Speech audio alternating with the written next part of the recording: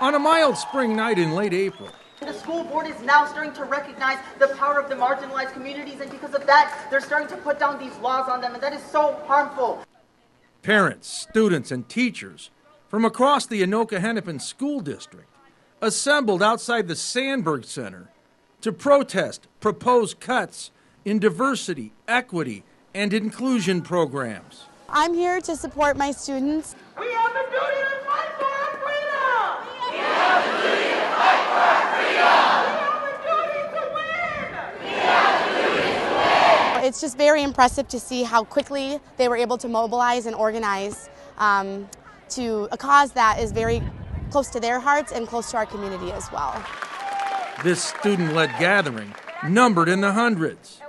It was emotional and personal as speakers made their case for DEI. I would just like to say that these people who are trying to erase our stories and erase our experiences from this curriculum should either get with the program or get out. In the past at my school, I have been bullied for my identity to the point where I almost failed my sophomore year. The only reason I am alive today is because of the support of teachers at my school. We're teaching students how to empathize with experiences that they've never lived through. You spend one day in a classroom with these kids and your heart will change.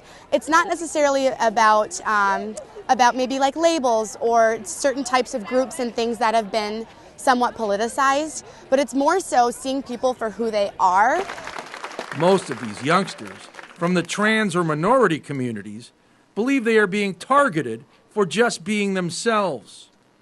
When you start marginalizing people and putting people in boxes and deciding whose voice can be elevated and whose voice can't, that is when we run into problems, historically speaking.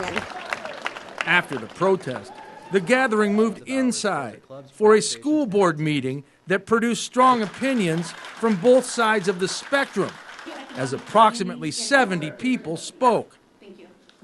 The 3 board members who are in favor of this are doing what their constituents elected them to do.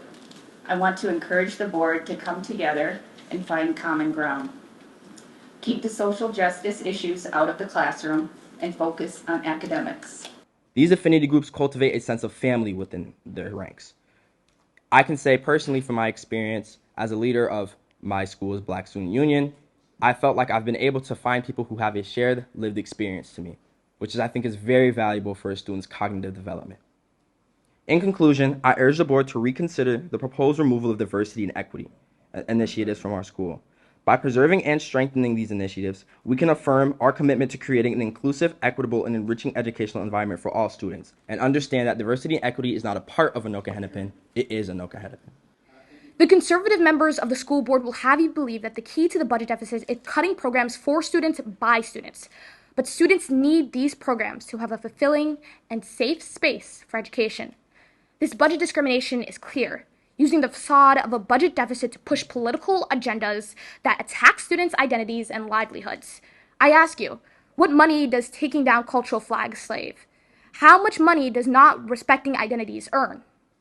Equity does not mean unfairness or inequality. Equity means viewing students as individuals instead of test scores. I have been fighting against the hopeless ideologies in this budget that I believe harm all kids and especially kids of color for some time. The curriculum says that institutions, including schools, are intrinsically racist. It removes any reason for kids of color to try.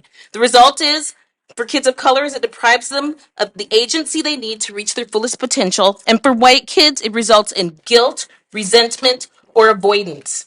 Now, I spoke to the legislature last year asking them not to pass this ethnic studies curriculum, but they did. So now the school board's in a real tough position.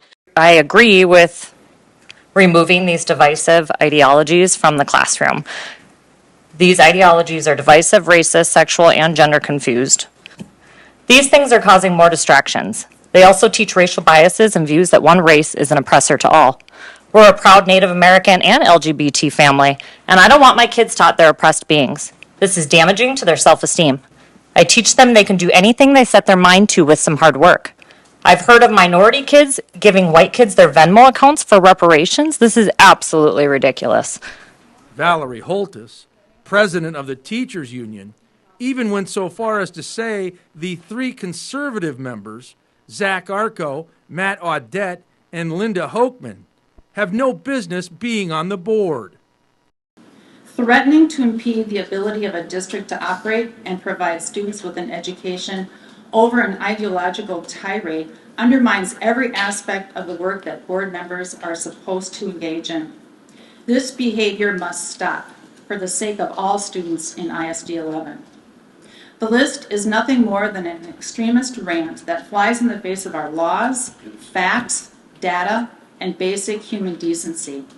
It is clear this list of demands is a transparent, partisan attempt to hold a school district and, more despicably, students hostage in a partisan war.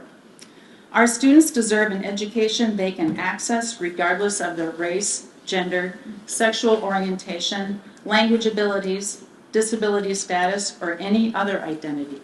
The Representative Assembly of Anoka-Hennepin Education, Minnesota, Local 7007, representing every building and 90% of teachers, have unanimously passed a vote of no confidence and call for the resignations of members Arco, Audette, and Hochman.